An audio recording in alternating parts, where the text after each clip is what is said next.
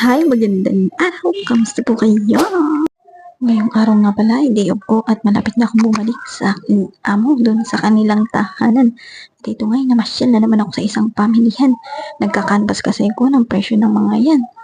Yung tinatawag na storage cabinet at ito nga storage drawers. Ngayon nga lang uli ako nakakuha ng tiempo para mag-audio or mag-record ng voice over dito sa aking vlog.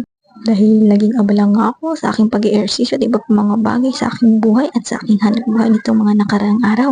Kaya hindi na ako nag-aasikaso sa pag-upload ng mga bagong video. Salamat pa rin sa mga viewers at mga supporters ng ating page. At ito nga, nag-check ako. Ang gaganda ng mga kutsilyo dito. Meron pala nito. Matagal ko nang gustong pumasok dito sa tindahan na to.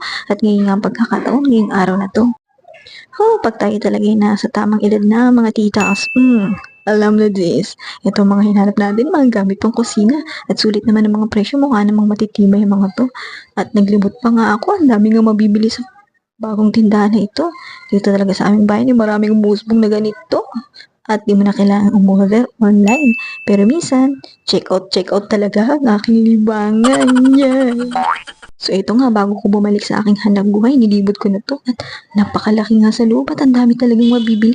Sa abot kayang halaga, maraming mura pero hindi ko naman kailangan eh. Ang pakay ko lang naman dito ay isang glue stick at yung AAA batteries. Yun lang hinahanap ko. Napadpad lang ako dito para maghanap noon at tamang-tama, pagbalik nga, naparana rin ako sa SM dahil Feb month na, pumipig-ibig na naman ang lahat. Sana all.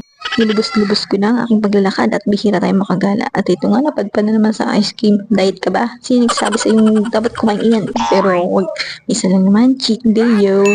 Tutuloy ko pa rin naman ang aking pag-ehersisyo para may balik ko yung aking target weight.